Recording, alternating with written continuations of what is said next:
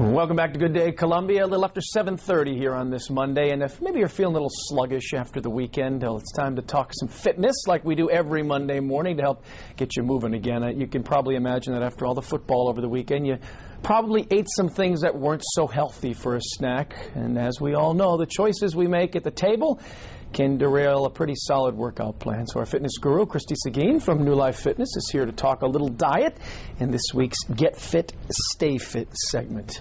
It's a basic of life. We've got to eat. Absolutely. I saw a great quote this weekend by Arnold Schwarzenegger. Yeah. Said, exercise without diet is like plowing a field and then never planting seeds. Makes sense. Nothing will grow from it. Really, it's about 80% of your battle. Yeah. And with the way things are today and the toxins we're exposed to, the pollution, you can't just eat healthy. You actually have to eat defensively to help your body fend off those attacks. It's hard sometimes. People will say it's busy. We get busy, and we all do. We all don't eat perfectly all the time, but it's about the effort. And is it about developing a plan? Well, yes, absolutely. And of course, the number one question I get is, what are the best exercises for abs? Sure. Well, the answer to that question is abs are made in the kitchen, which brings us back to the number two question that I get is, so what should I eat? Now think about this for a minute. How crazy is it that we have to ask that question? How many bears or tigers or animals are asking, what do I eat? And the reason we have to ask that question is what we perceive as food has become so distorted by marketing and convenience foods and processed foods and things like that. And so what I wanted to talk about this morning was how to find out what is actually really food. Well, where do we start with that? Because like you said, so many people will want to stop at the fast food restaurant, or they'll want to just grab whatever is the most convenient thing, because it happens. So, but we have to develop some way to grab the right thing and put it on that dinner table. Well, the first thing is to understand what is food. The second thing is you've got to make your health the priority. If the convenience is the priority, then the priorities are out of whack, because without health you don't have anything.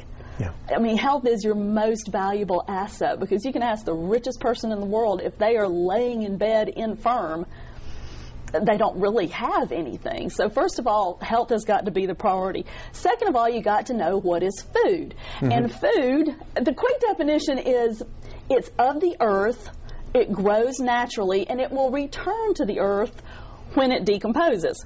First of all, if it never decomposes, it's not food. Or it's long lost cousin, I guess you could say. Well, yeah. Well, if it can sit on the shelf for years and years and years and years on end. If it's in your cabinet for a long time, it's probably not the best. Exactly. Well, you know, for many reasons, it may have started out as food, but then it's been processed and chemicalized and made in a laboratory or the factory until it's really just an edible food-like substance, and then it's marketed to us as food. So there's several ways to determine if something is food. I just saw an interesting statistic this weekend also. It said that the average grocery store has about 47,000 items. Wow. Less than 5% of those are actually real food. That are not some kind of processed food, or of course you can get many other things at the grocery store like paper products and things like that, but there's actually very little food at the grocery store. So there's 5 rules on how to find food. First of all, it doesn't have an ingredient list. An apple is an apple. A fish is a fish. It doesn't need an ingredient list. I like the ones on walnuts and nuts and things. It says, the packages say may contain nuts. Like, really? I hope so. I hope so. Yeah, that's a good thing. So generally it doesn't have an ingredient list. The second is it's edible in its whole natural state. You want fast food? What's faster than picking up an apple and biting into it? Why is that not considered fast food and sitting in a drive-thru for 20 minutes is? Think about that. Now, some things do need to be cooked, like beans, for example. Beans are not very digestible unless they're cooked, and if you're like me, I can't handle broccoli unless it's steamed just a little bit. And so some things are more digestible when they're cooked just a little bit. For the most part, though, you want things whole in their natural raw state.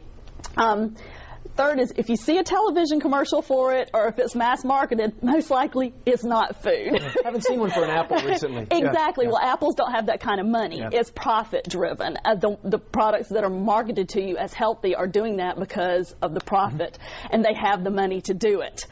Apples are a commodity. They're not brand specific.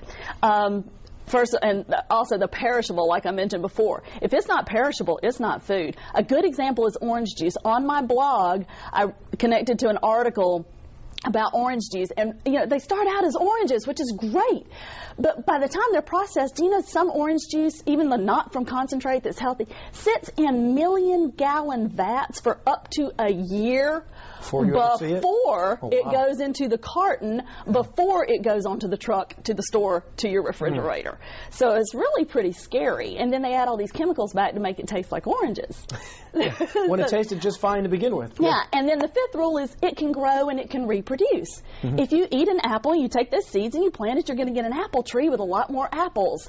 If you eat a cucumber and you plant the cucumber seeds, you're going to get cucumbers. Now, if you eat a steak, you can't plant that and get a cow. But we know where it came from. Exactly, exactly. But what happens if you plant a candy bar? Or what happens, it doesn't grow. What happens if you plant a processed cereal like they feed the kids nowadays? I was never allowed to have those as a kid. That's a good thing. That's a very good thing, because the sugars and the chemicals in the processing, and there's many, many articles on this. Google this online. They activate the same receptors in the brain as illegal drugs, cigarettes. They're highly, highly addictive, and especially to children when their brains are still developing, it affects them for life. They can develop some bad eating habits. So it's very simple. All of us fall off the wagon, so to speak, but you have a very good link in your blog this week. We're going to put that up on the website. I want you to see this flow chart. This is really cute. I think we have this. How to find real food at the supermarket, and it gives you this flow chart of how to do this. And it's kind of confusing. It's funny. It's tongue-in-cheek, but it's very, very true. Basically, does it have a label or an ingredient list? No. Boom. It's food. Eat it. If it makes health claims, nope. Was it ever alive? Yes, it's food. Kind of. No, you're in the home improvement aisle. So it just goes through that. And so please look on we should have that. We'll put the link up on the website from here, and look at that, because it's something you can literally print out, take with you to the grocery store, because we're just not educated on that. But I've seen. There's a chef, I can't remember his name, who goes to schools and talks to school children. Most of them cannot identify basic fruits and vegetables.